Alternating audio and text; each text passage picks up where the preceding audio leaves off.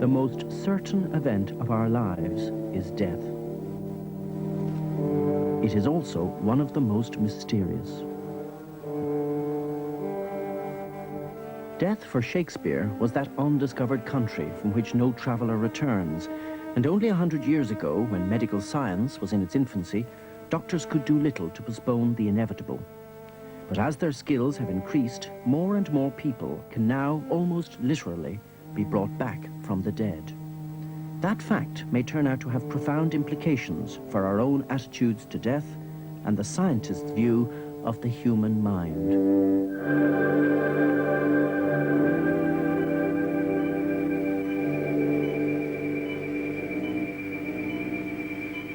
Today, modern techniques of resuscitation mean that some of Shakespeare's travellers do return, and occasionally they tell of strange experiences, some of which appear to defy scientific explanation.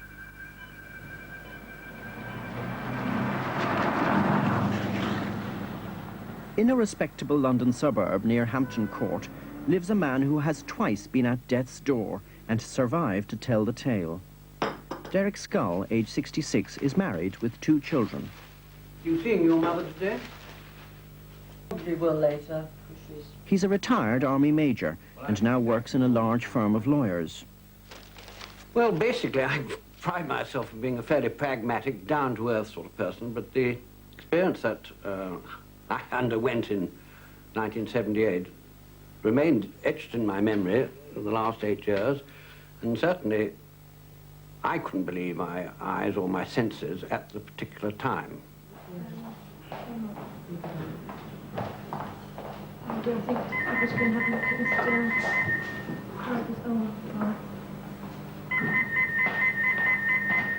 I had a heart attack, and I found myself in hospital in the intensive care unit on the first day. The hospital medical authorities had done everything they could for me.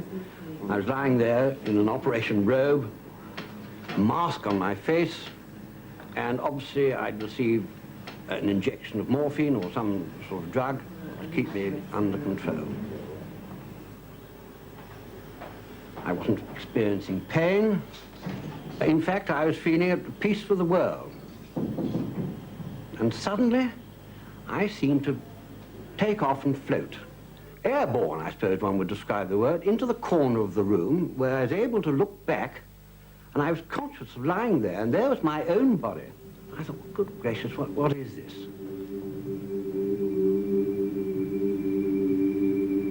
In fact, I was sort of, I can describe it, I was looking at my toes on the ceiling, but sort of looking over, and there was my body immediately below me. I was in the corner, left-hand corner of the room, looking down at this body, and I had a perfectly good eye view of the bed and the entrance to the ward. And then I was also suddenly conscious that outside the room there was my wife standing there in a red trouser suit talking to a nurse. I thought, my God, what an inappropriate time to arrive. I'm up there, there's the body, and what's going to happen? And I thought, something must happen. But the very next thing I was conscious of was sitting beside me was my wife in this bright red trouser suit, and I was there. I'd come down from the ceiling somehow, and there she was. This is why I know it wasn't a figment of my imagination, because it was so clear. I've given you the illustration of exactly what my wife was wearing. And I couldn't have seen her at the time, so this absolutely convinced me. And it was certainly cemented after my second heart attack when I went through a totally similar experience. And I'm absolutely converted to this theory that something, call it your soul, call it whatever you like, does in fact temporarily detach itself from your body, it goes to a vantage point, looks back and reviews the situation. And that's exactly what I felt I did on both occasions.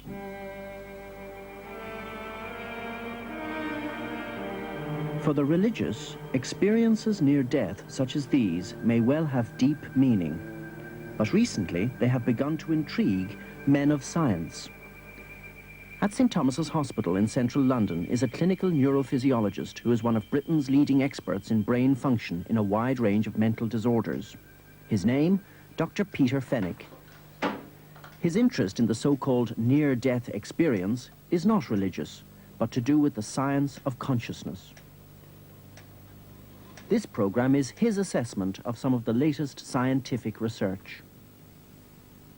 There has been an enormous amount of scientific interest recently in near-death experiences. Originally, we thought they were rare, but every country in the world that has looked for them has found them. So you see, they occur commonly and really very widely. This particular area for me is quite fascinating because one of the things that I'm interested in is interested in consciousness. What is consciousness? Is it something which is just limited to the skull? Is it within the mind? Is it just the functioning of the brain? Or is it something much wider than that? And can the near-death experience help us with this at all? A classic near-death experience is that of Mrs. Barbara Lambert. Aged 37 and married with 4 children, she lives near High Wycombe. A close neighbour of hers is her twin sister Bobby. Although not so obviously near death as Major Skull, her case is nevertheless typical of the thousands that have been studied.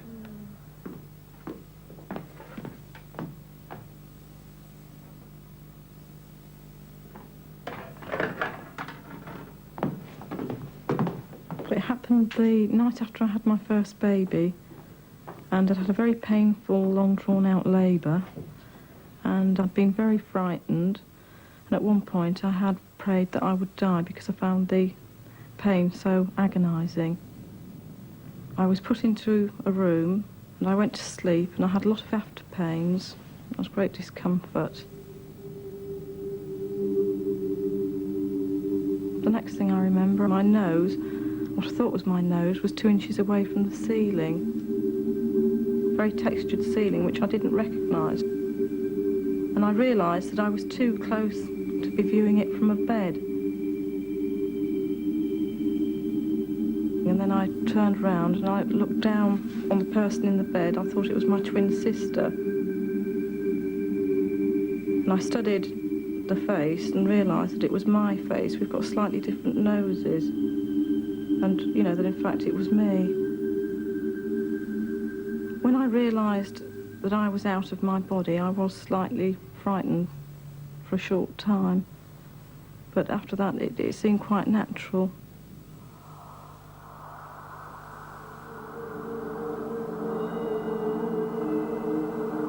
The next thing, I felt that I was in this long, dark tunnel with a very, very bright light at the end, so brilliant. It was more brilliant than the sun, absolutely brilliant.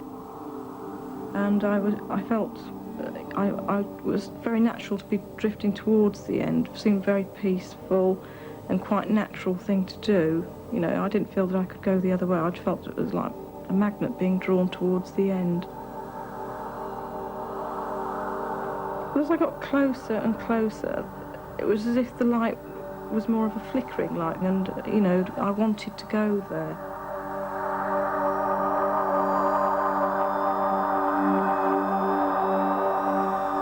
But I arrived at the end, and I realised I had to stop there, that I couldn't just go through. I stopped there, and when I looked through, it was like looking through a window.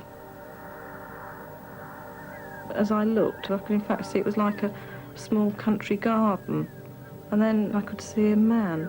He was dressed in like a brown, lightly tweeded suit, no tie, and was stood behind a fence. So he was just a few feet away from me. But he recognised me, so I felt as if I had like a physical appearance. He asked me why I wanted to die. I can remember thinking, is it Grandad? I knew that he had died, so that I must be at the point of death. He died when I was 9 years old. And I felt that if I went further from the point where I was, that I would die.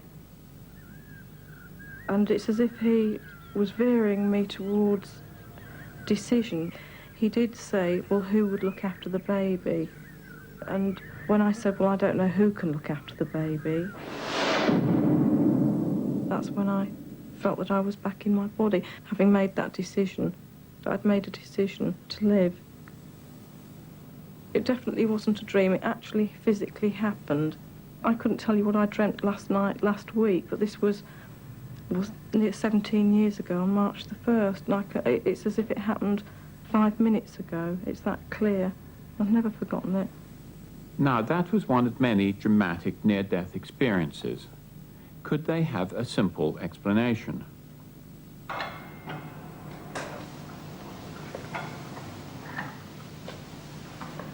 An obvious explanation for the near-death experience is that they've been caused by what the doctors have done to the patients.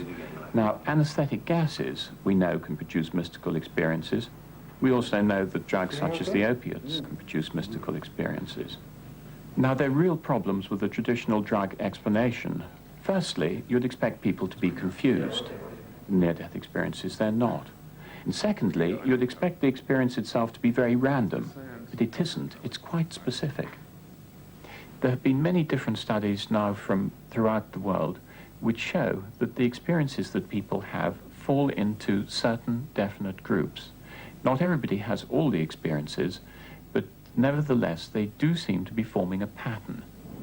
A good example of how remarkably consistent the experiences seem to be is the case of a Merseyside retired nurse who, 18 years ago, was so ill she was almost given up for dead.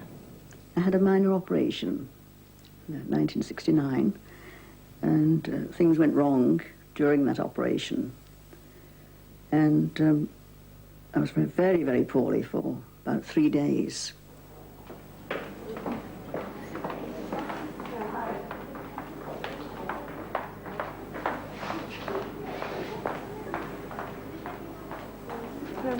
And on the Saturday morning, the nurse came, said, "Mrs. Williams, I'd like to take your temperature." After the operation that I'd just had, apparently I was bleeding, but nobody knew this at the time. She took my temperature, went to the next bed, and I leant over to get my tea and collapsed. Oh.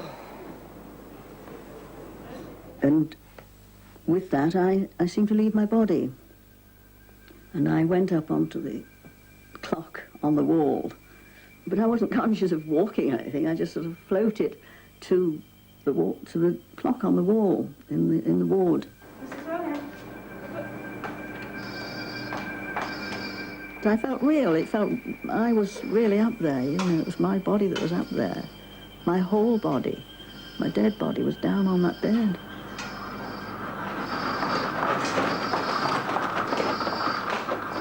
It wasn't like a dream at all. It was real life. And by this time, the doctor had been summoned, and the sisters, the 2 night sisters, were there, trying to get my blood pressure. The SCN was trying to get my blood pressure on one side, and the doctor, with an Australian voice, said to try it on the other arm. So when the doctor tried to pummel me on my chest and nothing happened, the nurse said, "I'm sorry, I just cannot get blood pressure." There's no blood pressure.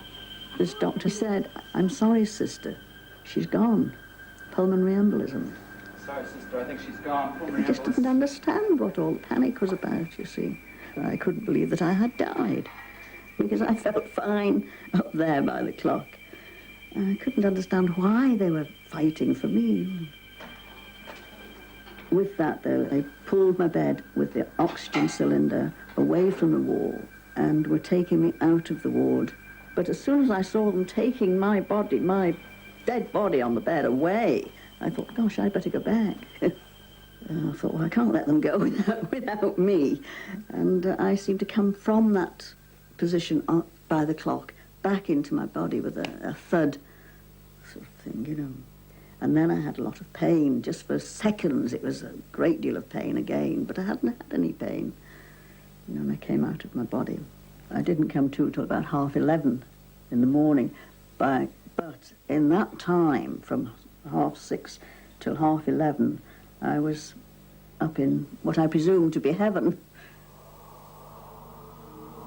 It was really a tunnel of light. It was just a vivid brightness, very serene, tranquil.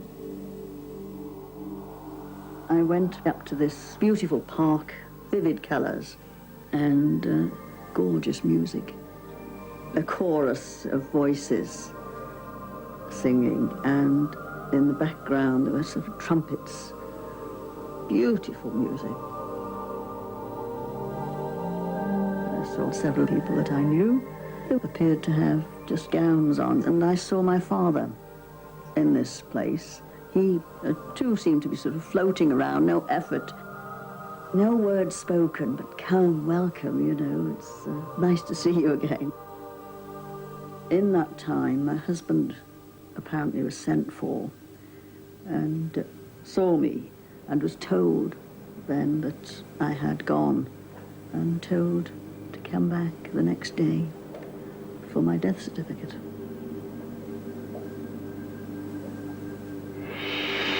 But then it was just this vivid brightness, and there I saw some pontifical being. I presumed it was the good Lord. This figure was radiant, absolutely radiant, white gown, and he didn't speak, but he welcomed me. He was standing by the side of a throne, and he was letting the little children play around there. And I thought then, what a wonderful person you are, just as I had imagined the good Lord to be. I was not allowed to stay there. But I didn't want to come back. I didn't want to come back from that place. It was beautiful. So are there perfectly conventional, ordinary, matter-of-fact explanations for these experiences? Let's take them by stages. Firstly, what we might call the later stage, or the heavenly stage. Can we explain that? In our Christian culture, painters throughout the centuries seem pretty agreed on what the good Lord looks like. Heaven, too, is often depicted filled with radiant beings, so perhaps it's not surprising that in some, but not all, near-death experiences, the mind will construct those very images. Eastern religions, too, have similar figures, and near death they often experience meeting their own heavenly beings. And recently, we've discovered a possible scientific explanation for both the mystical experience and the light. Deep within the human brain is a specific part that, when stimulated, can induce feelings of ecstasy. It's called the limbic system. Now, frequently, those feelings are associated with experiences of light. The interesting point is that that part of the brain is particularly sensitive to lack of oxygen. Near death, oxygen is precisely one of the things that people lack. So there seem to be then scientific explanations for most of the later parts of the experience. The feelings of bliss, consciousness, the cultural explanations for the heavenly environment that people go into. Although there are questions which remain about this, nevertheless, we can, to a certain extent, explain them by the way the brain works. However, we still have to explain the earlier parts of the experience. And here, it does raise the question of possibly a rather wider and more challenging view of consciousness being required. The out-of-body experiences that people describe near death are, to me, the most interesting, because there's something we can attempt to verify scientifically. The conventional explanation is they are hallucinations or alterations in brain functioning in some way or another. But the interesting question is this: if, during an out-of-body experience, the individual is able to gain information which was not already in his brain, and which he couldn't have picked up with his eyes and ears at the time that the experience was occurring, then maybe this tells us that the ordinary view of consciousness as being restricted to the brain may be too narrow. Some very important research on the out-of-body experience was published in a recent book by an American doctor, Michael Sabom.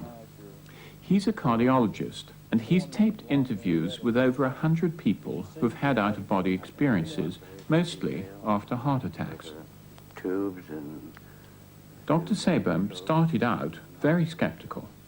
I had felt that I could prove that this was not real by showing that what they said they saw from the ceiling happening in the room during the resuscitation really didn't occur at all, but it was something that perhaps they had seen on television and would reconstruct as happening to them at the time they were unconscious. Perhaps they were lying semi-conscious on the bed and could hear what was going on in the room and then later reconstruct that as a visual event. Now, were you unconscious at this time, or was this prior to the time that you lost consciousness? No, I was unconscious before I hit the floor.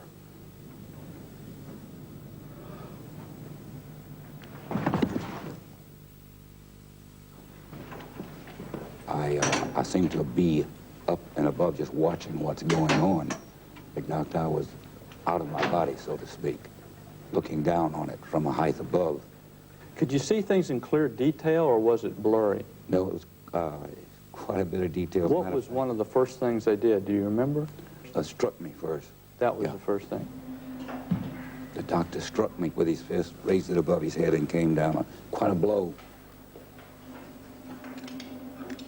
They took a plastic funnel-like thing and crammed it down my throat. The man that put it in there got it in, started in wrong, loosened up some of my teeth, and doing it, I got very angry with him, but not the body there on the table. I got angry watching him do it from above. And another doctor with a syringe and appeared to be an extra long needle, took it two-handed and thrust it in what apparently was my heart. Now, you said that you were watching this from somewhere else in the room. Whereabouts, if you had to say physically, were you in the room if you were watching it from somewhere else? Actually, I was above the ceiling, or appeared to be. But for all practical purposes, as far as I was concerned at that time, the ceiling was transparent. I was above the ceiling, but I could still see. And then when they got the machine set up, they took a little round disc, sort of a round, I think it was round, and placed them on my bare chest and hit me twice. I could watch what I think they call an oscilloscope. A straight line was appearing on it. But after they thumped me the second time, then it started fluctuating back and forth. Specific details of how they'd been resuscitated had been recorded. Back and look at the details of the cardiac arrest itself and compare them to what the patient actually said he saw from the ceiling, there was a high degree of accuracy of what they said they saw to what actually did occur. And I must say that this is something that I totally was not expecting to find. I could see my face very clearly, and they were lifting my eyelids to see where my eyes were, I guess. They were pushing on my chest and putting an IV in my hand. I could also see them putting a little needle in my other hand, something about blood gases. Many of these people were able to give me specific and unique events that were happening that were not discussed at the time, that were out of their physical visual field where they were lying, and were unique to that own resuscitation, and not something that was generally seen on routine resuscitations viewed on television or whatever. Stand by. They were putting an electric shock to my body, or something like that. I knew my body was jumping every time they put those pads on me. I didn't feel nothing. They gave me a shot in the groin. It appeared to me they were putting a shot in there, my right side. Well, the doctor came and said to me, he says, "Boy, you had a close thing." He says that I had died and all that stuff. I say, "Doc," I says, "I didn't die." I said, "I seen everything you did." And he says, "What do you mean?"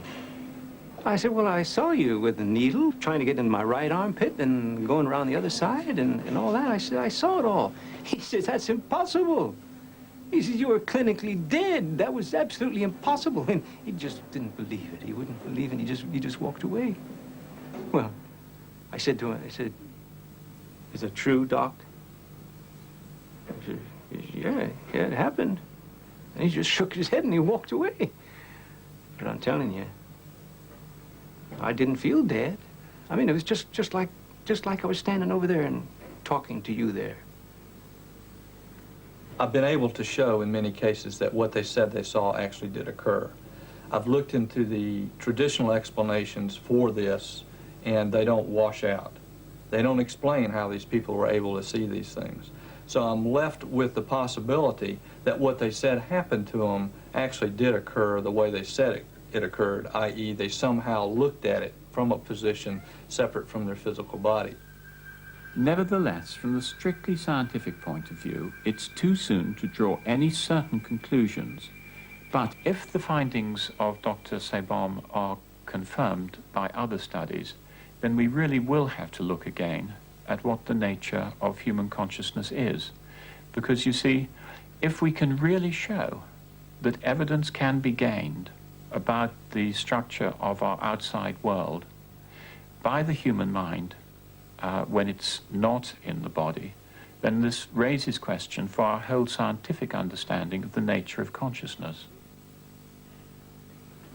But whether or not the out-of-body experience is able to tell us anything more about consciousness, the near-death experience itself raises the question, why is it there and what is its significance?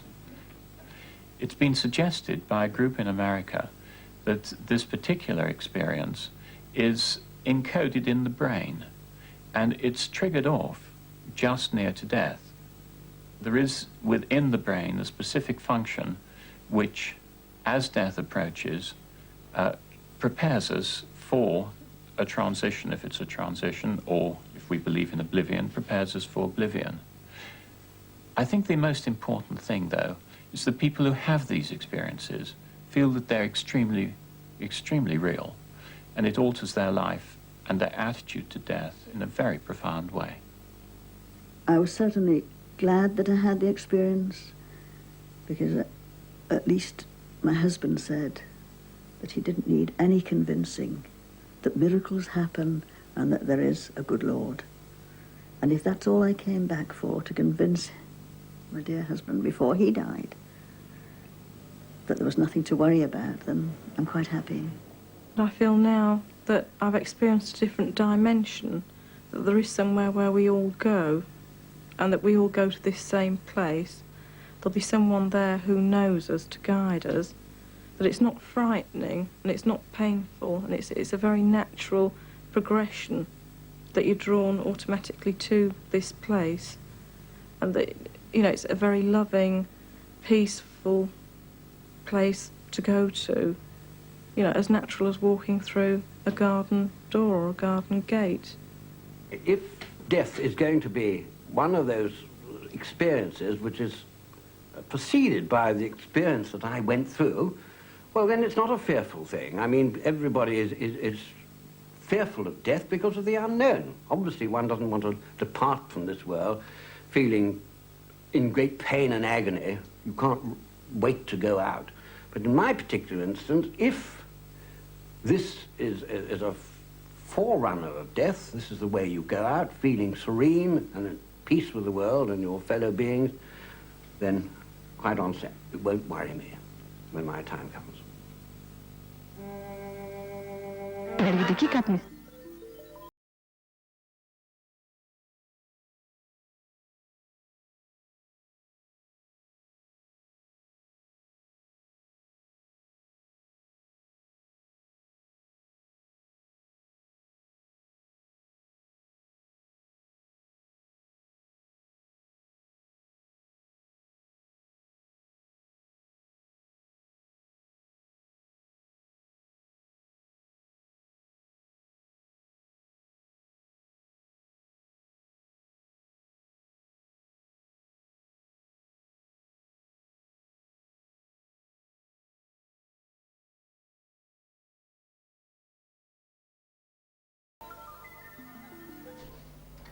Okay, I think what we heard on this video is very interesting, and we're going to now study various other sources and what those sources say about what we have seen, if we can corroborate the information that we received here in other ways. But first of all, this is our first class for the Immortality Seminar. And we'll be discussing for a number of weeks what happens after death. And then we'll be discussing what we need to do to be ready to face our own death whenever it comes. What we need to do to be able to help others who are close to death in those last days. And what we can do to cope with the loss of loved ones. And if we have time, we'll be doing a simulated death experience at the end. Okay? First of all, what is the benefit of studying death? First of all, it's the only sure thing in our lives. From the moment we are born,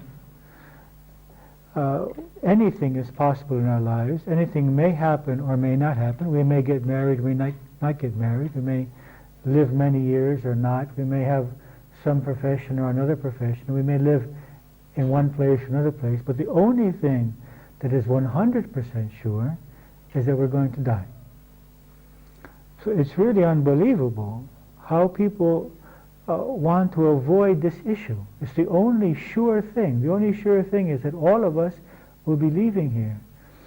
If you're going to make a trip to America or to England next week, and it's going to be your first trip, for example, to Russia or China, someplace you've never been, won't you buy a tour book? Won't you want to study what the situation is there, what you're likely to encounter there? Won't you like to prepare yourselves? The people don't do this about death, and it's the only sure journey they're going to take. The only thing is we don't know when we're going to take that journey. One of us could take it today. It could be in 50 years, it could be in the next hour. We don't know. So one thing is sure, that each human being needs to be ready for this process, for the process of leaving his body. All of us are going to leave our bodies. So the first benefit is that I face the truth, and I stop hiding from reality. Secondly, it's an indication of spiritual maturity. Our spiritual development requires that we look at our total being, and a large part of our being is not incorporated in this physical body. We have a large part of our being which is still on spiritual levels. And where the spirit goes, or the soul goes, after leaving the physical body, is the same area where we also exist on our dream level and on our higher self. And this is why some people have access to these levels and access to the thoughts and feelings of those who have left their bodies. Thirdly, it frees us from fear, because one of our main fears in life is the fear of death. And when we overcome this fear, many other fears just disappear. Since we don't fear death, then we are right to live. I have seen people, for example, who fear death, and I try to explain to them that the way you are living at this point is death. Because you're afraid to do this, you're afraid to do the other, you're afraid to go on a ship, you're afraid to go on a plane, you're afraid to go on the elevator. This is death. You're not living. Once we overcome the fear of death, then we are able to live our lives much more fully. Also, the fear of death causes us to make compromises. For example, they told Christ and they told Socrates that they could live if they would just stop saying what they were saying. Now, most of us would stop saying what we were saying in order to live. We would not say, oh, I don't care, I don't believe there's any death, you can kill me, it's no problem, I am 100% sure of my immortality. No, we would say, okay, I'll stop. Now, we make many other compromises in life, not to lose people's approval, not to lose society's acceptance, which is a form of death also. Also, loneliness is a form of death, you see. So once we overcome the fear of death, we can also be ourselves much more clearly. We don't make so many compromises with our values and what we really believe. Fifth, it forces us to look at our relationships. Because when I think that I could leave tomorrow and that I have matters pending in my relationships, there are things I haven't said, things I haven't done, love I haven't expressed, hurt that I haven't shared, anger which I have not expressed. And then I'm leaving with these matters pending, which, if you believe in reincarnation, simply means I'm going to have to re-establish relationships with these souls in the next life, or with similar souls, and work through what I haven't worked through. So keeping clear about the idea that I am temporary allows us to be present in our relationships. And one of the exercises that we do in this seminar is to write letters to our loved ones as if we're going to be dying in the next 20 minutes, which gives us 20 minutes to write what is most important. This often makes us realize how important these people are to us and how we have allowed little unimportant things to come between us. Makes us realize how important it is to have a loving relationship with this person when I think that I could leave at any moment. It also forces us to look at our true meaning in life, because when we think that we're going to die, and we think, well, what do I want to do with my life before I die? Then we start living our lives much more fully. For example, if I tell you have 2 years to live, 100% in 2 years you're going to leave your body, you're going to make some changes in the way you live. You're going to start living your lives much more in alignment with your true values and what is important. Okay? So facing death also allows us to align ourselves with our purpose in life, with us, the reason why we exist, and our life goals and our life purpose. It also allows us to put love above everything, because when you think, I'm going to leave here, then you realize how insignificant buildings are, and money is, and titles are, when you realize that all of this is going to be washed away in the sea of time, and that there's nothing which is real except for what is I'm going to take with me. And what am I going to take with me? My character, my mind, my tendencies. As you will see from the teachings that we will have here, we take our character with us. So it becomes obvious that the greatest treasure is the treasure of our character. To develop inner peace, to develop love, to develop honesty, to develop inner strength. And this is what really matters while I'm in the body. And everything is put into perspective. Also, by studying this, we will be ready. We will be ready for two things. We will be ready for the moment of leaving, which is considered the most opportune moment for enlightenment. It's called the Mahasamadhi, the moment in which, if we are focused on the divine, on the light at that moment, we can transcend many levels of consciousness and unite with God. And secondly, in the case that we are not able to do that, we are more ready for what we will encounter in the after-death environment, so that we can function in that environment more effectively. Because we will all be confronted with an environment which is the product of our mental programmings, as now we are confronted with such a program. And as our dreams are nothing more than an environment created by our mental programmings. And so the after-death state is very similar to the dream state. And anyone that learns to function in their dream state can function in the after-death state. And also, very importantly, we will be able to help our loved ones and others, even strangers, pass into the next dimension in a peaceful and conscious way. Because our own sense of comfort with death, our own sense that there's nothing horrible here happening, that actually this is very beautiful, because a soul which has been enclosed, imprisoned in a limited physical vehicle for so many years is going to be liberated from that ignorance and experience a higher aspect of itself.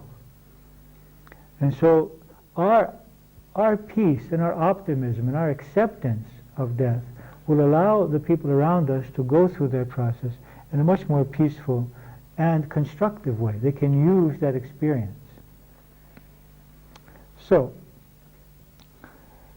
in order to, first of all, the stimulus for me to do this research, which is now written in the book, The Mystical Circle of Life, which if you don't have it, I would suggest that you take it and read it, was the assassination of my own father 24 years ago, in which I looked at this body lying in our living room, and I said, well, where has this consciousness gone? Where is this energy which was yesterday walking, talking, experiencing life? And I decided to investigate, and I became amazed at how much information there is. Until that point, I thought that, death is this black curtain in which behind that we know nothing. But the reality is that there is an abundance of information about what happens after death and what exists. And what I said is that, okay, I'm going to investigate all these sources, and if they agree, that will be very interesting. It will be very interesting that if they agree, that means that they're all tuning into some common source. And if they agree, that creates that image of what happens after death much more clearly and much more convincingly. So what are the sources that I looked at? The sources are listed on the table that you have, this chart. Okay? So, one basic source was Christianity, another was Hinduism, another was Tibetan Buddhism, another was Islam, another was Theosophy, that is the teachings of Blavatsky and various Theosophists, Socrates' teachings, the teachings of Alice Bailey, which are communications from a spiritual world through a woman named Alice Bailey, who did automatic writing. The teachings of Seth, which are similar. Seth is a spirit was communicating through a woman named Jane Roberts, an American, who has since passed away, using her body and mind to express various spiritual truths. Jane was never aware of what she said. Her husband would write down everything she said, and she would have to read it afterwards. She was never aware of the material. About 7 books were written through her by Seth. This is the kind of mediumistic work which is not about what happened with Uncle Charlie or Aunt Bertha. It's, truths which apply to all of humanity. Then we have 4 psychological sources. Dr. Raymond Moody, who has written a book about life after death, who investigated in this book 150 persons who had near-death experiences, as you saw in the video. Now he's investigated many more than 150, probably thousands of people. Dr. Osis, who investigated people who were in a near-death state in America and in India, researching to see about the apparitions that they saw of loved ones coming to take them away, to guide them into the next dimension. Dr. Kubler-Ross, you probably have heard about more. She was a psychologist or a psychiatrist, I don't know, at the Chicago medical, at a hospital in Chicago, medical school I think there, helping patients with cancer and their families. She has made many conclusions about facing death, and we will discuss them especially when we discuss how to help loved ones who are passing away. In her investigation, she became convinced of life after death and also convinced of the existence of reincarnation. And an interesting psychological study by Helen Wambach, who has written the book Life Before Life, in which she does hypnosis. And before she wrote this book, she had done hypnosis on 750 subjects in group situations, in which she asked them or about questions about before choosing their birth, if they chose their parents, if they chose their sex, if they chose their nationality, why they chose to be born, and their birth experience. So the question is, if we study these 12 different sources, will we get common answers, or will they differ? Okay? And so now we begin this process of investigating these sources. First of all, as to whether the spirit or the soul continues to exist after death.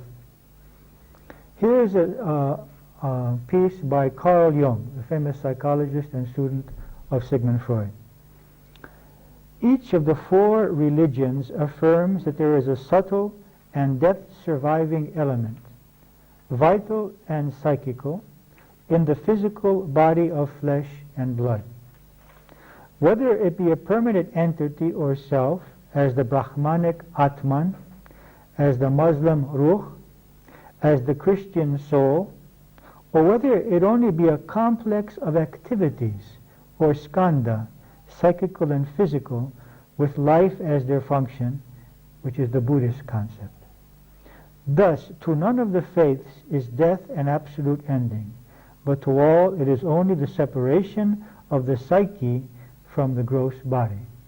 These are the words of Carl Jung. So we see that all religions agree, and this psychologist agrees, that death is not the end of what we see, but just a transition. Satya Sai Baba, a very powerful teacher in India today. Death is a state very much like sleep. The individual discards his body like an old worn-out suit of clothes. Only the body perishes. As the mind has no physical form, it does not perish with the body. And thought activity persists even after the death of the physical body. Did I mention to you the experience that my brother-in-law had after my father's assassination with the doors in the house? No? An example, I had a clear personal example of the mind continuing after the body. My father had a fetish with oiling all the doors in the house every Saturday morning. This is something that my brother-in-law didn't know. He was married to my sister only 6 months when my father was passed away. And so after we went up to the mountains and we wanted to bury my father, but the ground was frozen. This is in the mountains of Lebanon. And so we had to put him in a tomb until the spring when they could dig, and so they could bury the body. And Mustafa, my brother-in-law, went into trance. And when I woke him up, I said, "Where were you?" He said, "I was with our father." And he said, "Well, how is he?" And he said, "He's fine. He's worried a little bit about your mother, and he's worried a little bit about the university." But he said to me something very strange. He said, "Please have someone come up to the tomb and oil the doors of the tomb." Now, obviously, I'm sure my father was not still obsessed with the oiling of the doors. It was like he was giving us a message, "I exist." You see? Which for me, because my brother-in-law had no idea of this thing. It was a very clear message, "I exist." Otherwise, why would he ever think of oiling the doors of the tomb? That was a very clear message for me. From Alice Bailey, in her book Esoteric Healing. Death, if we could but realize it, is one of our most practiced activities. We have died many, many times. We have died many times and shall die again and again. Death is essentially a matter of consciousness.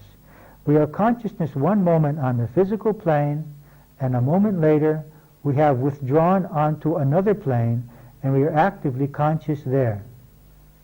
Just as long as our consciousness is identified with the form aspect, that is with the body, death will hold for us its ancient terror.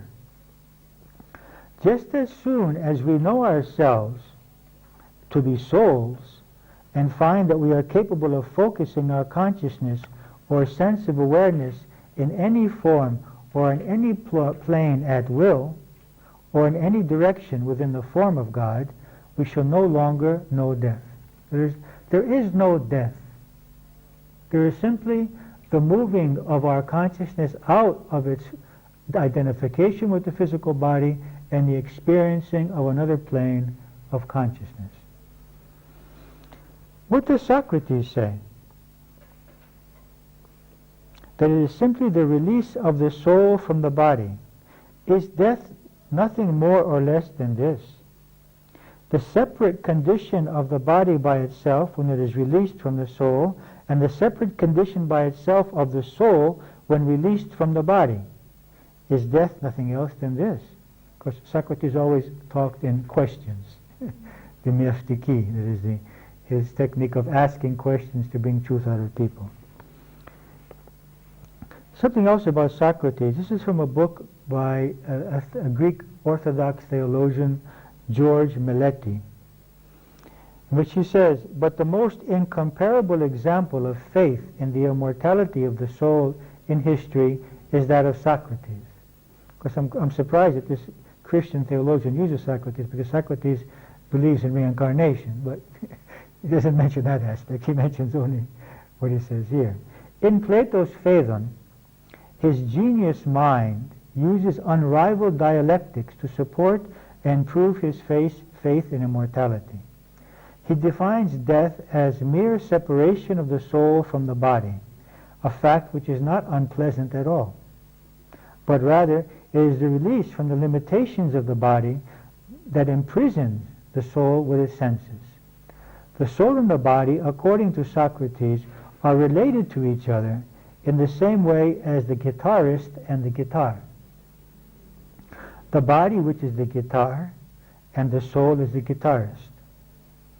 Death, which destroys the guitar, does not in any way harm the guitarist. So the body is our instrument, an instrument which we take on when we incarnate, when we come into this physical world, which we use and which we very well should care for, the body, all throughout our life, because it's like caring for your car. If you don't care for it, it's going to break down. You're not going to be able to go anywhere. You're not going to be able to do things. So we care for the body, not because it is us, but because it is our vehicle. And I want to love this vehicle and care for this vehicle so that it can take me through this journey of life with less pain, in a more effective way. But at the end of the life, I get out. Many people want to say, I am the soul, but I am also the body. I cannot accept this. I cannot be something I'm going to get out of. I cannot be my car. I can be in my car, I can be using my car, but it is a vehicle. I cannot be the vehicle. So I am an unlimited consciousness which is temporarily focused in this physical vehicle. It's expressing itself through this vehicle, and which unfortunately is being mesmerized by this vehicle to identify with it. And the more I'm identified with this vehicle, the more I fear for it, the more I'm identified with how it appears to others, whether others accept it or not, whether others love it or not. I evaluate my self-worth in terms of my vehicle, in relationship to your vehicle, and whether mine is more beautiful or more intelligent or richer or more successful. And I get lost in this whole illusion, which creates so much unhappiness in my life, because I, as an immortal consciousness, have been identified with this temporary vehicle. Now, what exactly is the moment of death? First of all, Seth explains to us that death is a continuous process. That is, I have died to who I was. That is, my body contains virtually, except for some nerve cells, no cells that were there 7 years ago. I am like a river of cells. Also, my mind is not the same. I cannot say that I am the same person I was at 2 years old, at 7 years old, at 15 years old. The mind is dying and the body is dying. Death is a process of continual change. It's a process which we are going through continuously. But let us examine for a moment the actual moment of death. The moment that is not of death, but of the transfer of consciousness from the body to the non-body focused state. Before we read Raymond Moody's description after examining 150 people, which agrees 100% with what you saw in the video in the BBC here, I would like to point out that you have various questionnaires which I would like you to work with in order to go through this process. Look at page 1 in your questionnaires. How do you imagine your departure from your physical body? There are 4 questions here. You have one from last week, no? I gave you last week.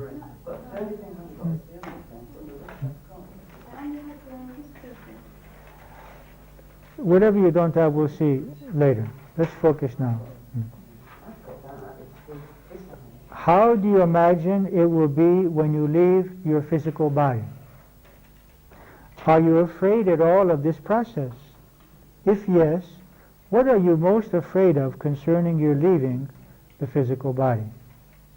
Right here, whatever fears you can think of. Okay, so asking you to imagine your departure from your physical body and to note down any fears that you have. 3. Which truths or beliefs would you like to strengthen in order to face your own departure more peacefully and perhaps even joyfully? Why not? It's a great, exciting adventure. We're going to go to a new place. We're going to get out of this body, which is probably, by the time we leave it, not in very good shape. Unless you have an accident or something. Right? So, I mean, it should be a pleasure to get out of this body and enjoy the freedom of moving around. And 4, what would you like to have done or completed concerning others or your work, or in general concerning your life, in order to feel more ready and more comfortable in leaving your body? Okay? Athena, these are not the same. No. Okay. So, you can look at these questions for next time, try to answer them, and then we will get together and share. Okay?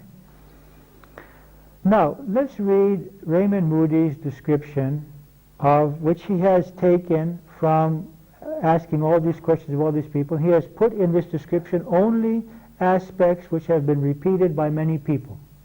Okay? He has put nothing which has been expressed by 1 or 2 persons. A man is dying, and he reaches the point of greatest physical distress.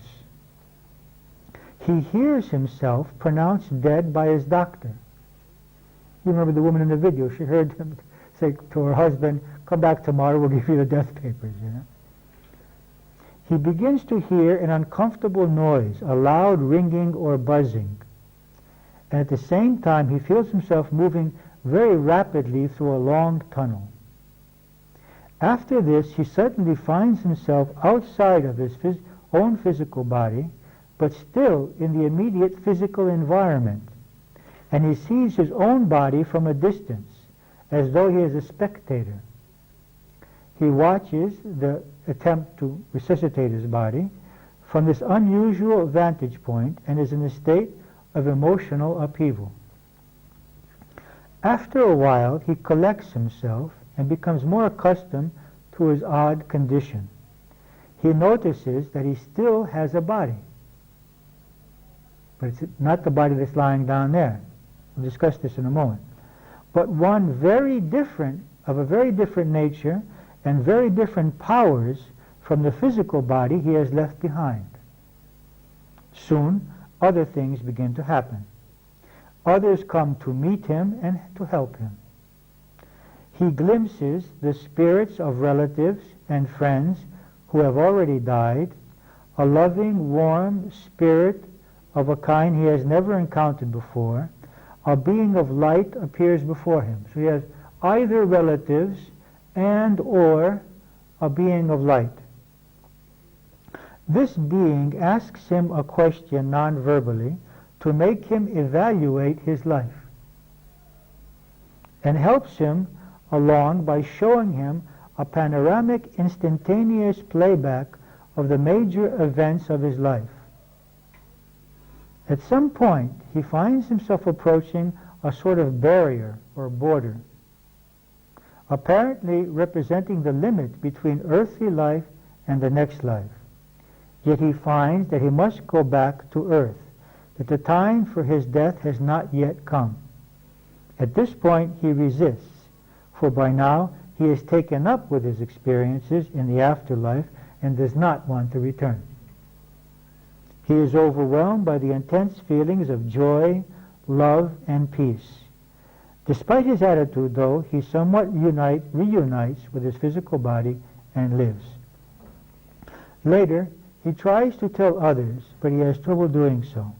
In the first place, he can find no human words adequate to describe these unearthly episodes. He also finds that others scoff, so he stops telling other people. Still, the experience affects his life profoundly, especially his views about death and his relationship to life. So what happens? He leaves the body, he experiences his energy body, or his astral body, and we'll discuss what qualities that body has. He meets relatives or beings of light, and he goes through an exam. These are 3 of the first experiences that will happen. And if we know about this and we are ready, then we can approach all of these experiences much more effectively and go through the whole process much more quickly. What does Alice Bailey say? Or what do the spirits which speak through Alice Bailey say concerning the death process? They say that the vital energy begins to withdraw itself from the limbs, and the arms and the feet become cold. And the energy is focused here in the chakras, in the energy centers along the spine, from the coccyx to the head. Then as the being begins to withdraw even more, this energy focuses on the specific chakra which represents that being's level of consciousness. Okay?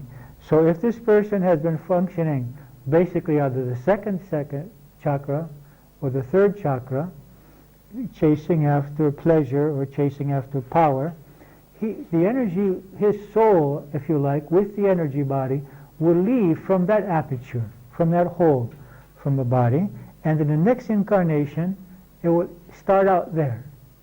It will incarnate, it will enter the body at that level. Because according to all of the sources, evolution takes place basically only on the earth. Evolution can take place on other levels, but when we are finished with the earth, I mean, you can't go to the university if you haven't finished grammar school. Okay, Earth is grammar school. It's considered one of the lowest levels of evolution. Yeah? So Earth is grammar school, and we have to finish grammar school before we can move on to any other higher education. So the energy leaves from that part of the body. And then this energy contains within it the characteristics of this person, their physical characteristics, their emotional characteristics, and their mental, which are deposited in the causal body, according to Alice Bailey, and then those, in addition to all of the qualities accumulated from the previous lives, dictates the next incarnation. The nature of the physical body, the nature of the emotional body, and the nature of the mental body. And of course the environment dictates the environment of that incarnation, which will bring those qualities to the surface, so that the soul can then work with them and evolve. Now let's hear one of the descriptions by one of Moody's patients about his death experience, which is very similar to what you saw. I pulled on out into the intersection, and as I did, I heard my friend yell at the top of his voice. When I looked, I saw a blinding light, the headlights of a car that was speeding towards us. I heard this awful sound, the side of the car being crushed in, and there was just an instant during which I seemed to be going through a dark and enclosed space. It was very quick. Then I was sort of floating about 5 feet above the street, about 5 yards away from the car, I'd say. And I heard the echo of the crash dying away. So he's not focused in the physical realm of sound anymore. The sound is disappearing, you see. I saw people come running and crowding around the car.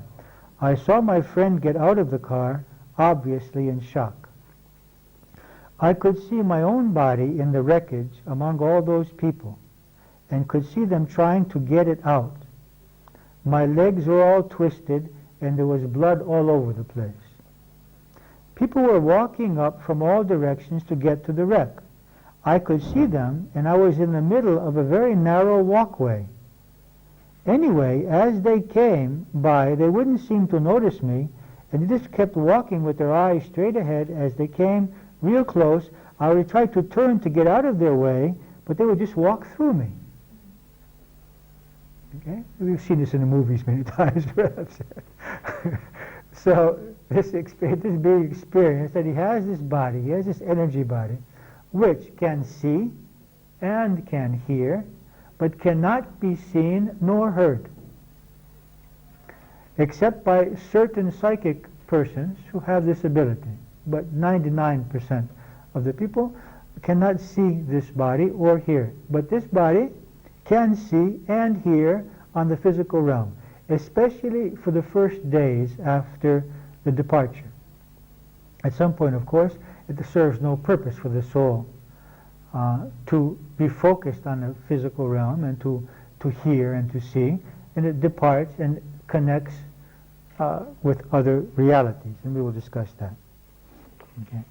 Let's hear what Seth has to say about this new body that we will have, this new energy or astral body.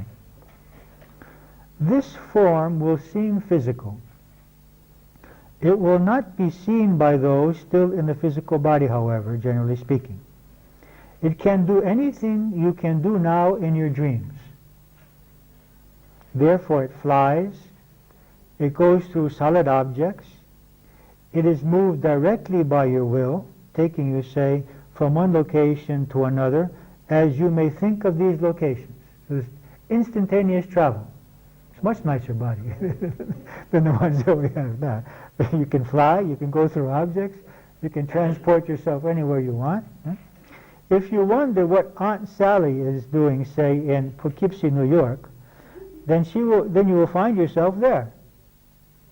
This is one thing I try to tell people. They don't have to go to the graveyard to pray for their loved ones. Their loved ones are not in the graveyard. Their loved ones are, for the first days anyway, wherever there are people emotionally connected with them. It's the emotional connection. Unless that soul is very attached to its physical body, it just doesn't want to let go of it, but this is a very seldom situation. You cannot pick up a lamp or throw a dish, as you see in the movies, okay? This body is yours instantly, but it is not the only form you will have. For that matter, this image is not a new one. It is interwound in your physical body now, but you do not perceive it. This energy body or astral body is what is creating our physical body at this moment. Our physical body is nothing more than the creation of this energy astral body, which is a creation of the mental body. It just simply removes itself, and then so this body starts to decompose. Following death, it will be the only body you are aware of for some time. This some time depends on the amount of attachment of the individual. The more attached we are to the physical realm, the longer it takes us to go through the second death process of letting go of this form and letting go of our mind. The less attached we are, the more quickly we go through this process and we go to higher dimensions, you see. It's possible for a soul to be attracted to the earth for 500 years, simply because he refuses to accept death. And he keeps trying to have contact with the physical level without going through the process of dying to the mental level so that he can create a new body and reincarnate. He tries to have contact with the astral body that he has. Whereas an advanced soul will say, destroy the physical body, destroy the emotional, and go off. Much later, and on many levels, you will finally learn to take many forms as you choose consciously. In one manner of speaking, you do this now, you see, translating your psychological experience, your thoughts and emotions, quite literally, but unconsciously, into physical objects. And everything in our reality, not only our body, but our house, our car, our family, everything around us, in a way, is a manifestation of our mental state. You may find that when you imagine yourself as a child after death, that you suddenly have the form of the child that you were.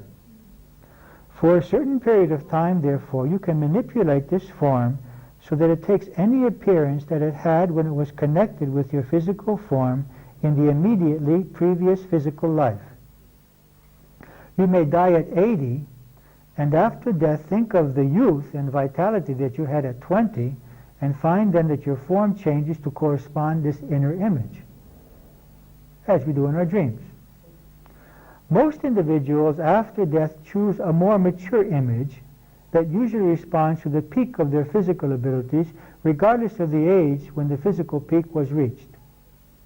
Others choose instead to take the form that they had at a particular point when the greatest emotional or emotional heights were achieved, regardless of the beauty or age characterized by the form. So, what is the image that we have now? From Bailey, from Seth, from Moody's analysis, that we go through this tunnel, we find that we still have a body. This body can fly, it can move instantaneously, it can move through matter, it can see and it can hear, but it cannot affect matter, and it cannot be seen or heard. Now, I'd like to speak to you before we go on with the next questionnaire that you have, number 2. Leaving the material world behind. Imagine that you are about to leave your physical body and that you will not be returning to this physical body or personality. What will you miss most in leaving? Do not include loved ones. We will work with them later. So you have a list of things: material objects, home, sensual pleasures, ambitions, professional activities, ideas and philosophies, aspects of your personality, talents and abilities, or other things. What will you miss in this physical world leaving it? Many people say, I will miss nature, I will miss the beauty of nature. But the indication that we have had from those who have died and come back is that the nature that they experienced there is incomparably more beautiful than we've experienced here. 2, what 3 things will you miss most when you have to leave the physical world? Except for people, okay? You can put your dog if you want, or your cat. 3, what are the beliefs you would like to strengthen in order to be able to leave the physical realm more easily and with the least negative feelings? And here, declare your last will and testament. What would you like to happen with the material possessions which you are leaving behind? So you're asked here to think about the fact that you're going to leave your body. You can leave it tomorrow, you can leave it in 40 years, in 50 years. What do you want to happen with what belongs to you? This is a resource. It's been temporarily loaned to you from the earth, and you're going to leave it all behind, and you're going to, where do you want it to go? Unless, of course, you choose, I think I told you about this company in America where you can leave all of your money and leave a certain questions that you have to answer in your next life so that you get it all back. Of course, I think the only one that's going to get rich on this is this company who's going to keep all the money. Okay. Now, the next aspect is that we are met by beings who have the purpose of helping us with the transition. Now, this could be relatives, regardless of whether they have reincarnated or not. What we'll be discussing later is that help can come from souls which are incarnated or from souls that are not incarnated. We could be helping souls who are coming and going in our sleep. In our sleep. We could be helping souls which are leaving their bodies and souls which are planning to incarnate. We could be serving, we could have a night job. Okay? Night job that is doing this as we're leaving our body and helping these various souls. But I think most of the work is done by souls that are not presently incarnated, which have taken on this purpose of helping the souls who are disoriented, both in leaving and in incarnating. Now this could be called guardian spirits, or angels, or beings of light, or relatives. And sometimes, because these beings have the ability to take any form, it could be a being of light taking the form of a relative in order to aid us in this process, so that we trust, so that he or she gains our trust. Now Socrates believed this very much. That he says, when a man dies and his spirit is released, the guardian spirit takes charge of it and leads it to a certain place where those gathered must first stand their trial. So this idea of the helper and the trial are very much connected. We see it also in Moody's description, that the being of light is there to help with the trial, the examination.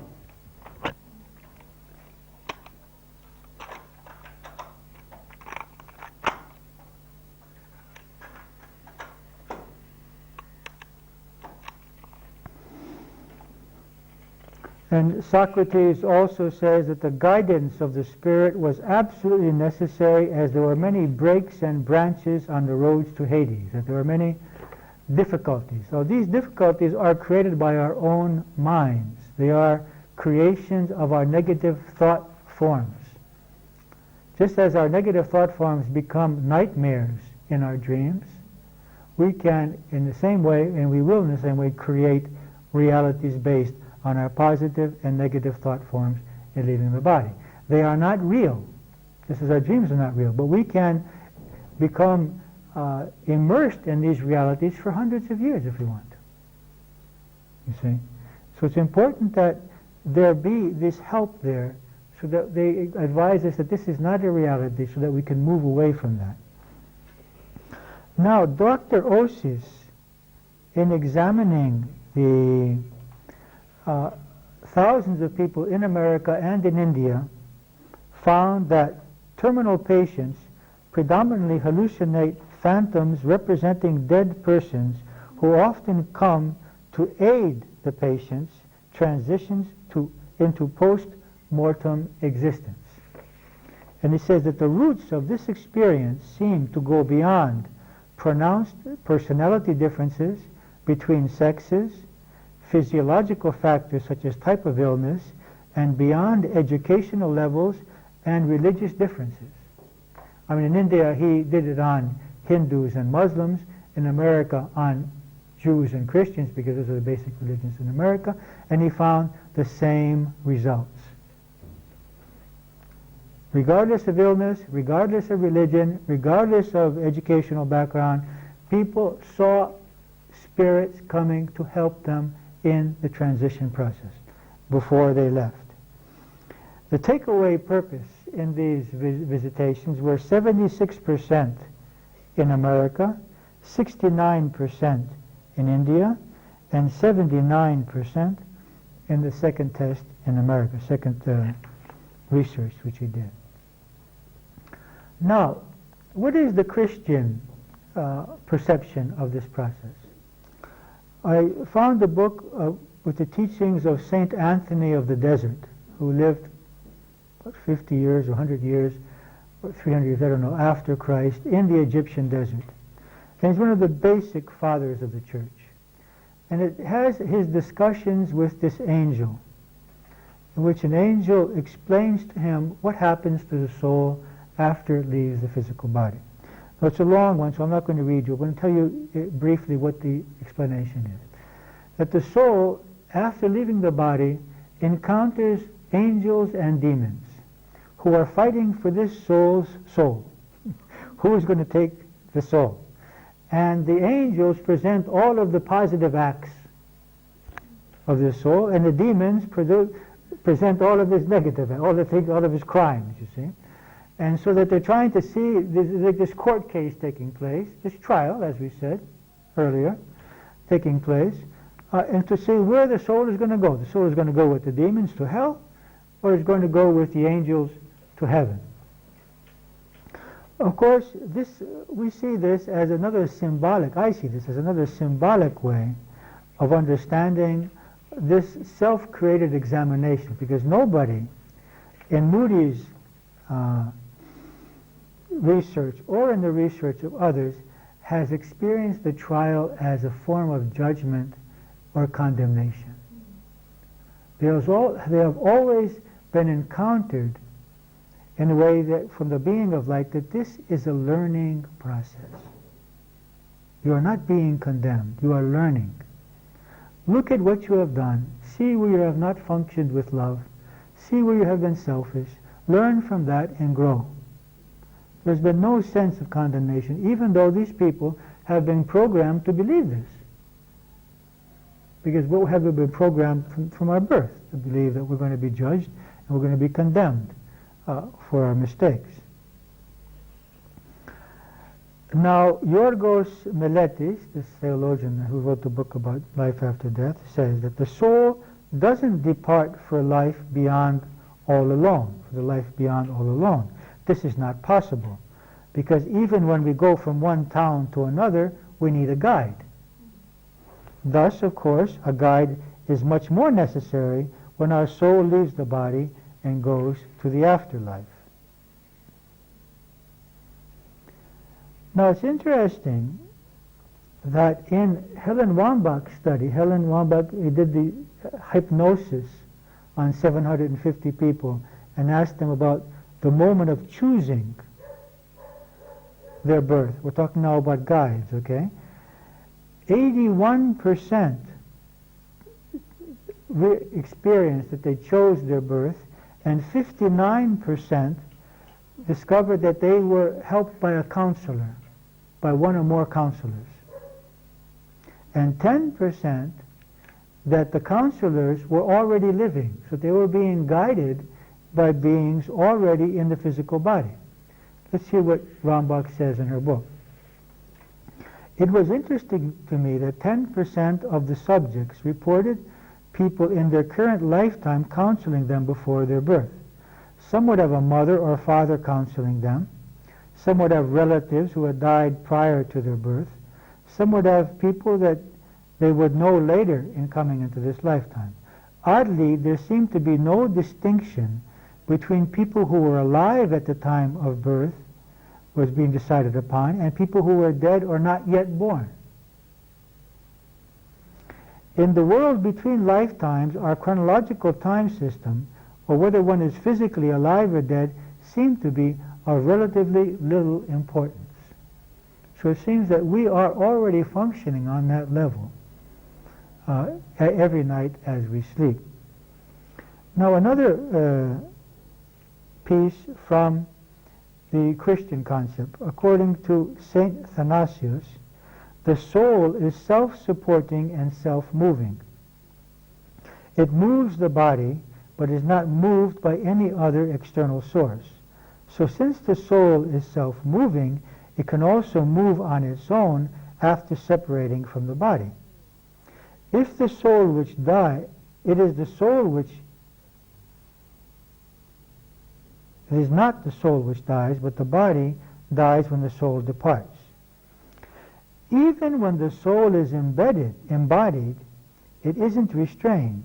Instead, often while the body is sleeping, the ever-wakeful soul leaves the physical body, and although being an embodied soul, it travels to celestial and angelic worlds. This is the Christian teachings of St. Athanasius. It is obvious that the soul can obtain a more clear awareness of immortality when it is liberated from the body.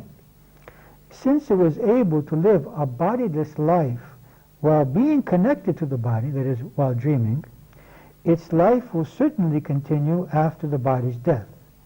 The soul is immortal, and that is why it thinks and contemplates on immortality.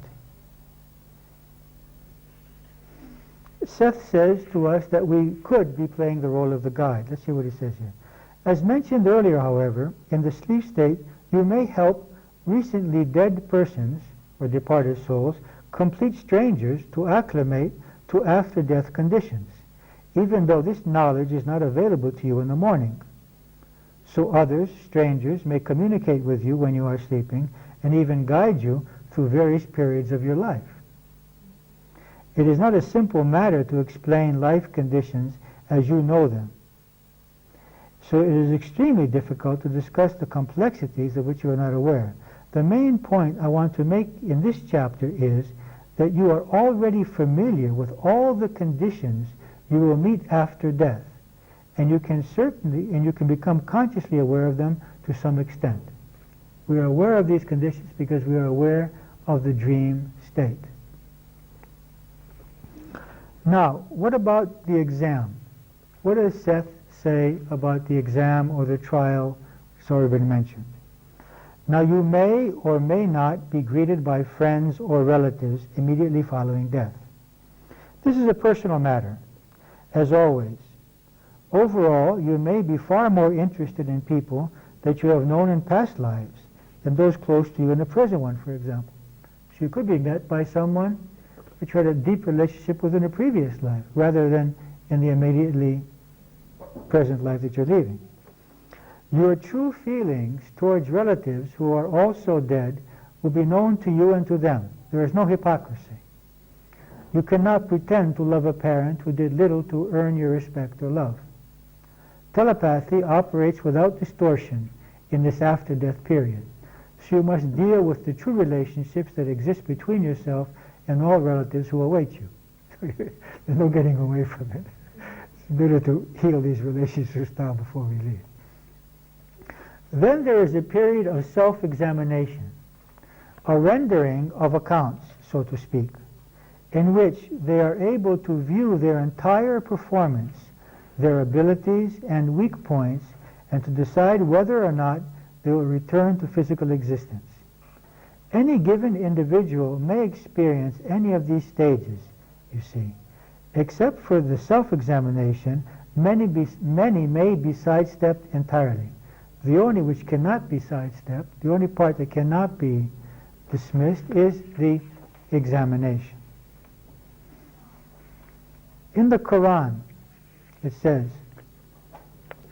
"And every man's fate we have fastened about his neck, and on the day of resurrection will we bring forth to him a book which shall be offered him wide open. Read thy book. There needeth none but yourself to make an account against yourself today." There's no other judge. We will judge ourselves. We will see what we have done, and in that light we will have clear consciousness, and we will see what mistakes we made, and what we did positively. I'd like to read to you two of the examples from Moody's subjects, how they experienced the exam, how they experienced this trial. "I first was out of my body above the building, and I could see my body lying there. Then I became aware of the light, just light, being all around me. Then it seemed that there was a display all around me, and everything in my life just went by for review, you might say. I was really very, very ashamed of a lot of the things that I experienced, because it seemed that I had a different knowledge now, as I'm watching this, that the light was showing me what was wrong, what I did was wrong, and it was very real. It seemed like this flashback or memory or whatever it was directed primarily at ascertaining the extent of my life. It was like there was a judgment being made, and then all of a sudden the light became dimmer, and there was a conversation, not in words, but in thoughts. When I would see something, when I would experience a past event, it was like I was seeing it through the eyes with, I guess you could say, omnipotent knowledge, guiding me and helping me to see. The part that has stuck with me, because it showed me, well, this is the part that stuck with me, because it showed me not only what I had done, but even how what I had done had affected other people. So he's experiencing what the others were experiencing through his actions. And it wasn't like I was looking at a movie projector, because I could feel these things.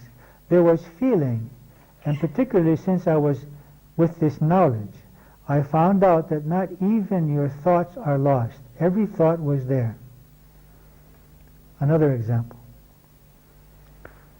When the light appeared, the first thing he said to me was, "What do you have to show me that you have done with your life?" Or something to this effect. And that's when these flashbacks started.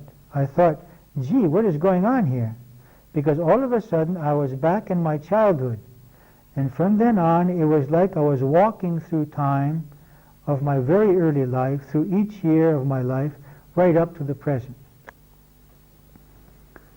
Now, I didn't actually see the light as I was going through the flashbacks.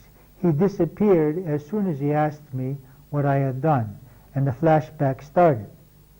And yet I know that he was there with me the whole time, that he carried me back through the flashbacks, because I felt his presence, and because he made comments here and there.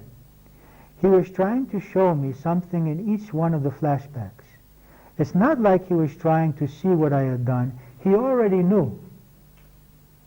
But he was picking out these flashbacks of my life and putting them in front of me so that I would have to recall them. All through this, he kept stressing the importance of love. The places where he showed it best involved my sister. I have always been very close to my sister.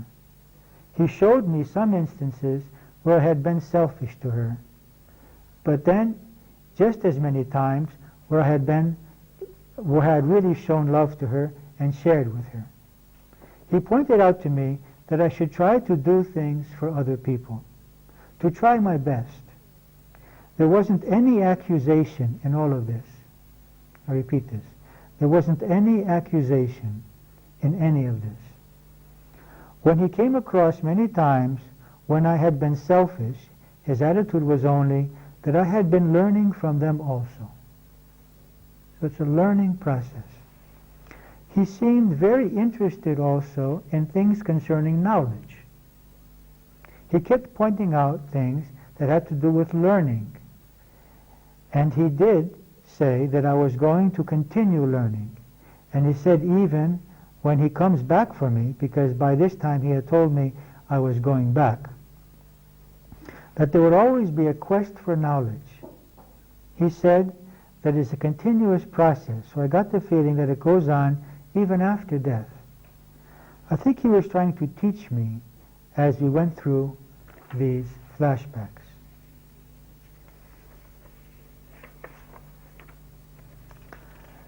I think we'll read one more piece for today. Two more. One is from Seth, explaining the options that we have when we're in the after-death state. He says, they may, for example, become aware of their own reincarnational selves, recognizing quite readily personalities they knew in other lives, if those personalities are not otherwise engaged. They may deliberately now hallucinate, or they may relive certain portions of past lives if they choose. Then there is a period of self-examination, a rendering of account, so to speak, in which they are able to view their entire performance, their abilities, and their weak points, and to decide whether or not they will return to physical existence. Any given individual may experience any of these stages, you see, except for self-examination. Many may be step-sided, as you said. Since the emotions are so important, it is of great benefit if friends are waiting for you. In many instances, however, these friends have progressed to other stages of activity, and often a guide will take the guise of a friend, the form of a friend, for a while, so that you will feel more confident. The next piece I would like to read to you is the experience of a man named Walter Cowan, an American, who was a devotee, a student of Satya Sai Baba, who died in a hospital in India, and Sai Baba came and resurrected him. And he talks about the experience that he had while he was dead. While in the Connemara Hotel in Madras, 2 days after I arrived, I was taken very sick with pneumonia. As I grasped for breath, suddenly all the body struggle was over, and I died. I found myself very calm, in a state of wonderful bliss, and Sai Baba was by my side. Even though my body lay on the bed dead, my mind kept working through the entire period of time until Baba brought me back. There was no anxiety or fear, but a tremendous sense of well-being, for I had lost all fear of death. Then Baba took me to a very large hall, where there were hundreds of people milling around. This was the hall where the records of all my previous lives were kept. Baba and I stood before the court of justice. The person in charge knew Baba very well, and he asked for the records of all my lives. He was very kind, and I had the feeling that whatever was decided would be the best for my soul. The records were brought into the hall, armloads of scrolls, all of which seemed to be in different languages. As they were read, Baba interpreted them to me. In the beginning, they told of countries that have not existed for thousands of years, and I could not recall them.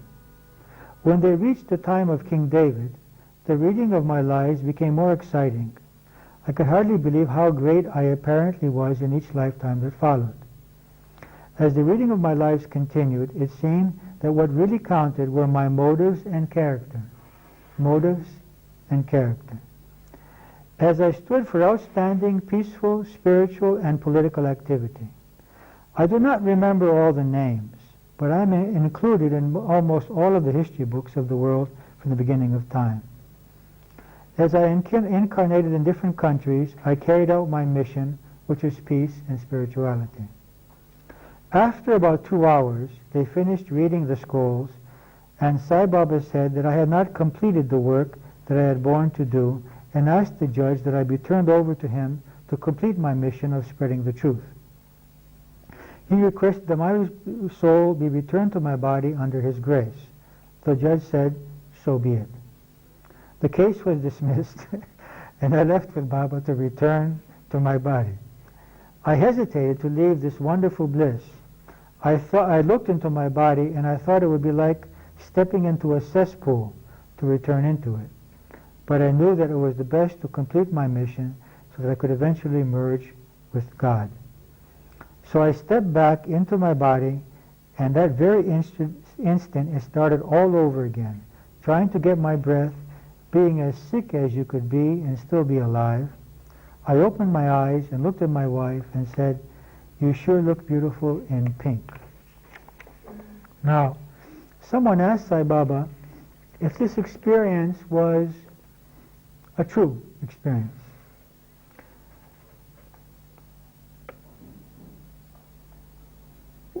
Baba answers, the experience was a real experience, not an illusion. It was an experience, however, occurring in Mr. Cowan's mind, and I myself was there, directing and clarifying the thoughts.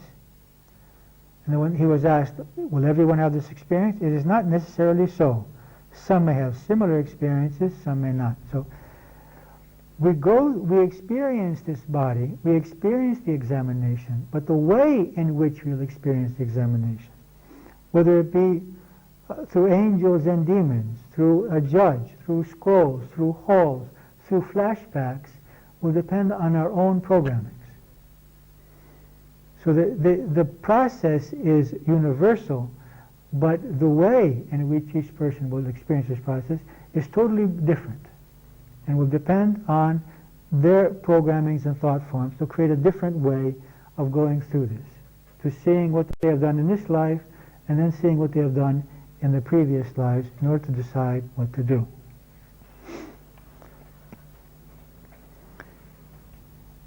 I would like to stop here and point out a few more of the questionnaires, because you have a break now of a few weeks. We will be having class in 3 weeks, and you have time to work on these questionnaires. Look at page 3. Purifying our character.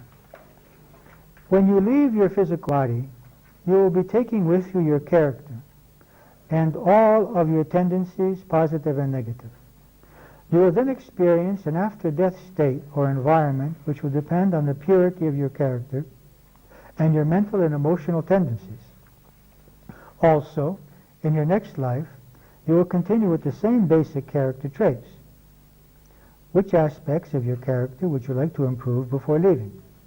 Consider your fears, attachments, habits, weaknesses, attitudes, and behaviors. Okay, so what do you want to change before you go through this examination? Okay? 2, which beliefs would you like to strengthen in order to make those improvements in your character? 3, write here the truth which you would like most to strengthen. 4, describe how you would like your personality to be ideally. Okay? The next page. Peace with your conscience. Some behaviors, thoughts, words, actions, or attitudes which are occasionally out of alignment with my conscience. For example, I feel shame or guilt, or they do not express as much love, peace, respect, unity, or selflessness as I would like. This could include what I do and also what I do not do. So we have here the possibility of writing 4 behaviors which afterwards we feel like, well, I really wouldn't like to behave in this way. That's not a loving way to behave. It's not in alignment with my values, okay? So then when you've found those, then we have here space to analyze 2 of those. Analysis of the first behavior, and now the first question is, the feelings or needs which move me toward this behavior are: consider emotions such as fear, injustice, anger, disappointment, feeling betrayed, guilt, shame, self-doubt, self-rejection, and various needs such as to protect your self-worth, your security, your freedom, or various pleasures. So we want to see, what do I feel, what do I need, which causes me to act in a way which later I feel shameful or guilty in reacting in this way.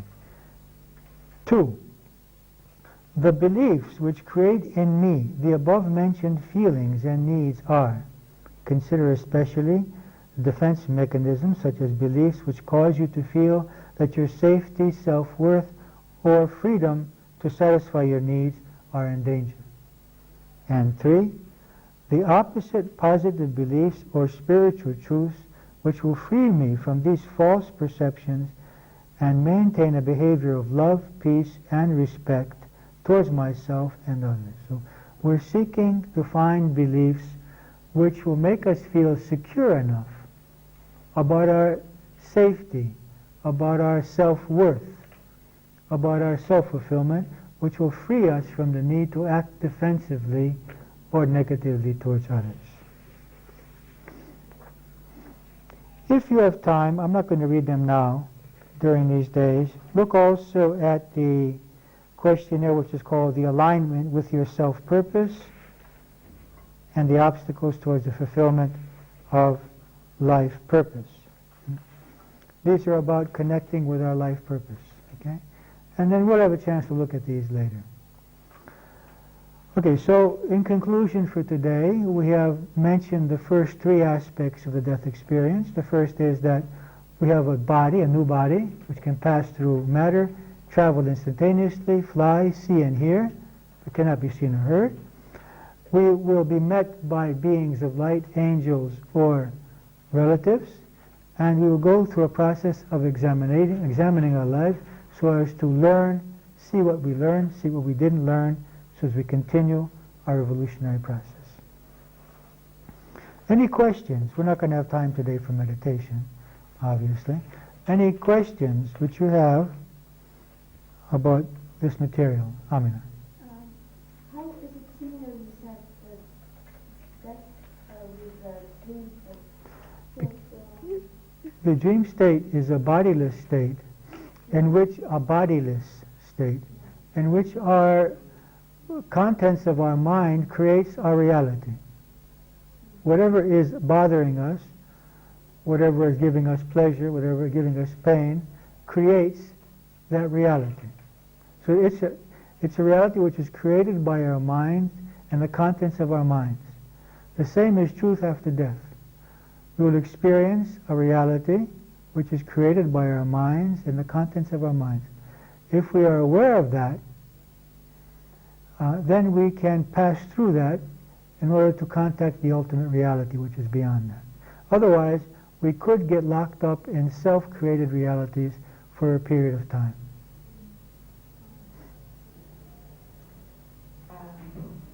Hey, Wendy.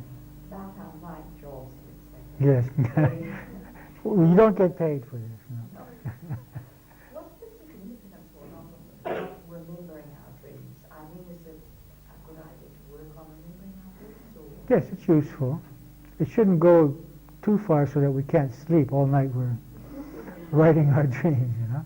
But definitely it's useful. It's a source of guidance, source of information. Yes. I know I've had dreams when I wake up, and there was a stage where I was working on it, but it just made me pretty tired. Yeah, you kept waking up? Yes.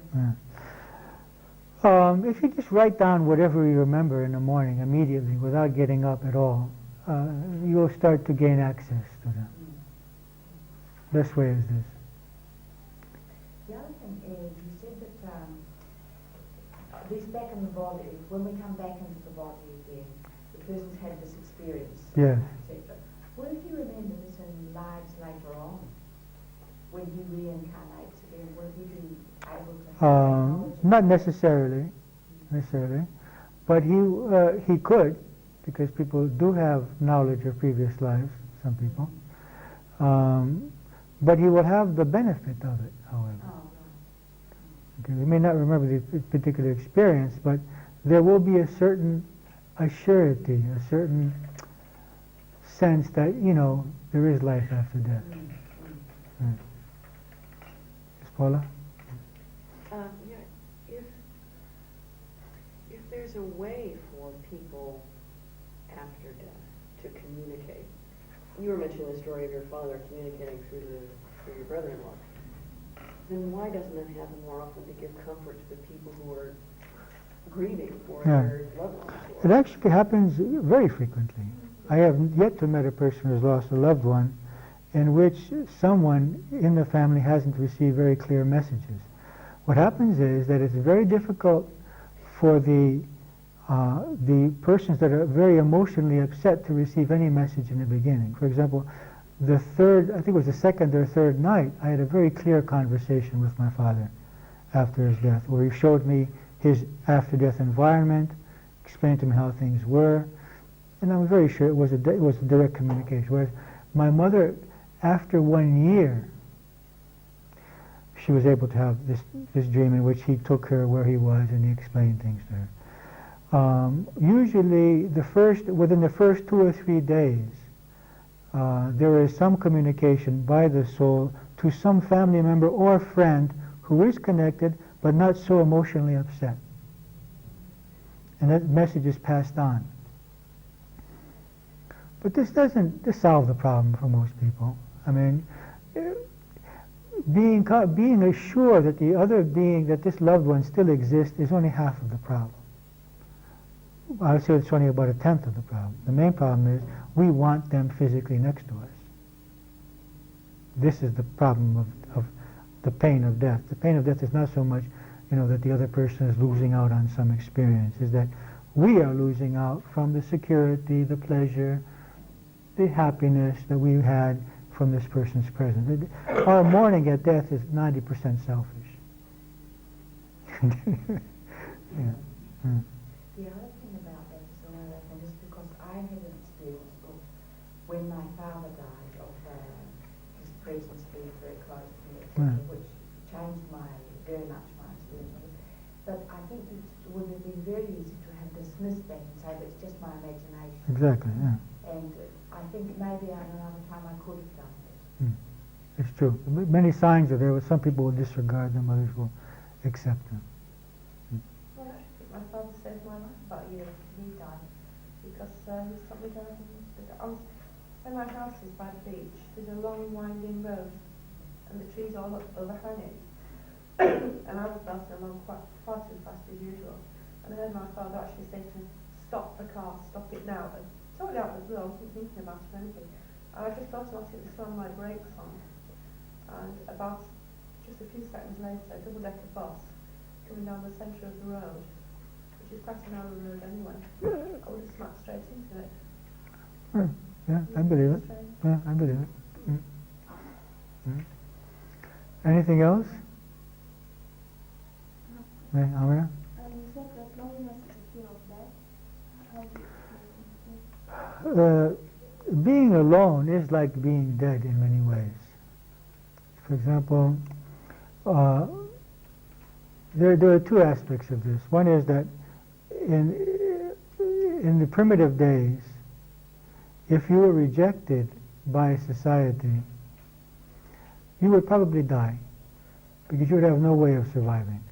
I mean, your survival was definitely dependent on your being with a group of people who could protect you from the animals, protect you from other tribes, help you to procure your food. If you were by yourself in a jungle, in those days you could not live. So being rejected by society meant death. Okay? So one aspect is that we will do anything to have people's approval. I mean, we will just, to be accepted and loved by people, we will deny our personality, we'll deny our beliefs, we'll deny everything. And the second is that so much of our emotional life is dependent on interaction. So a person who is totally alone, has no one to speak to, no one to communicate, no one who understands him, is experiencing a kind of death. He has no relationship. Of course, today you can watch TV, you can get on the internet, these kinds of things. In the older days, I guess it was much more difficult. Okay, so don't die until we finish this course, so that you know what you're. Okay.